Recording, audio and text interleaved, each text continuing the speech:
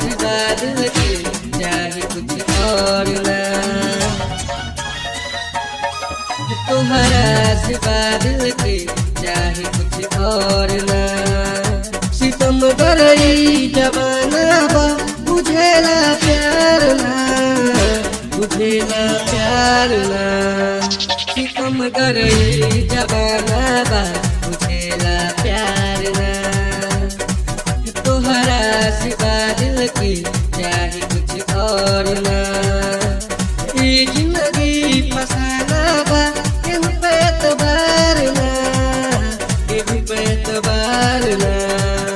सितम गरई जमाना बा बुझेला प्यार ना, तोहरा सिवा दिल के चाहे कुछ और ना।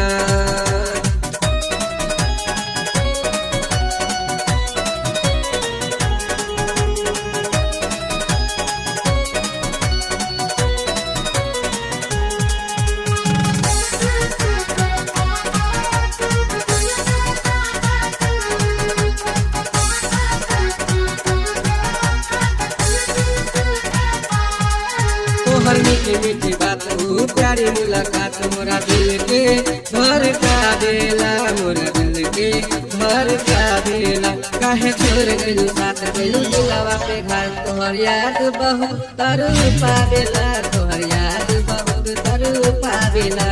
सनम मारू बेर हम तू कइलू परवाह ना, कइलू परवाह ना।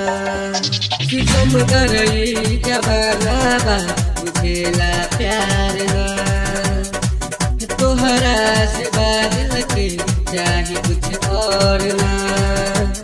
ये जिंदगी फसाना बा केहू पे एतबार ना, केहू पे एतबार ना। सितम गरई जमाना बा बुझेला प्यार ना, तोहरा सिवा दिल के चाहे कुछ और ना।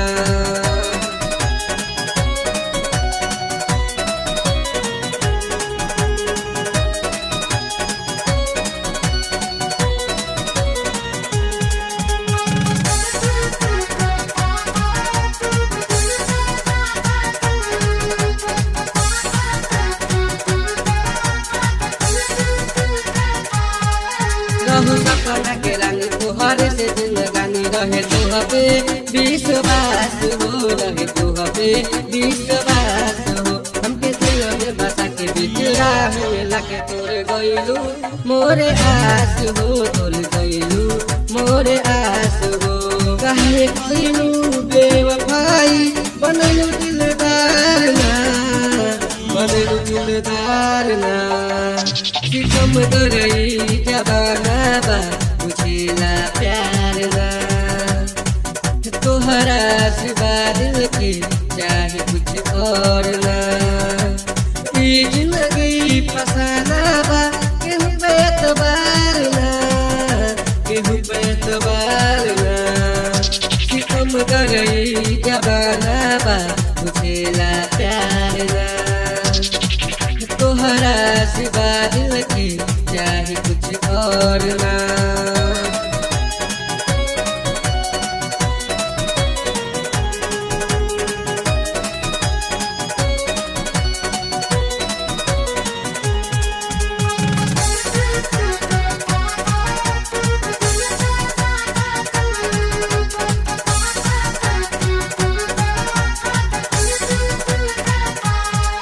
तोहे संगम दिल के बात जियत खानी बन के लाश जख्मी दिल के दर्द सुनाई हो, दिल के दर्द सुनाई हो। कब करी हला प्यार दिल की हो जाई बेकार, दिल के दुनिया लूट जाई हो, दिल की दुनिया लूट जाई हो। सुनो मनोज सिंघनिया के आइल बा बहार ना, आइल बा बहार ना।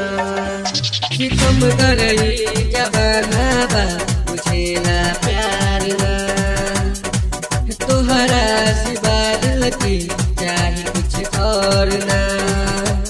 ये जिंदगी फसाना बा केहू पे एतबार ना, केहू पे एतबार ना।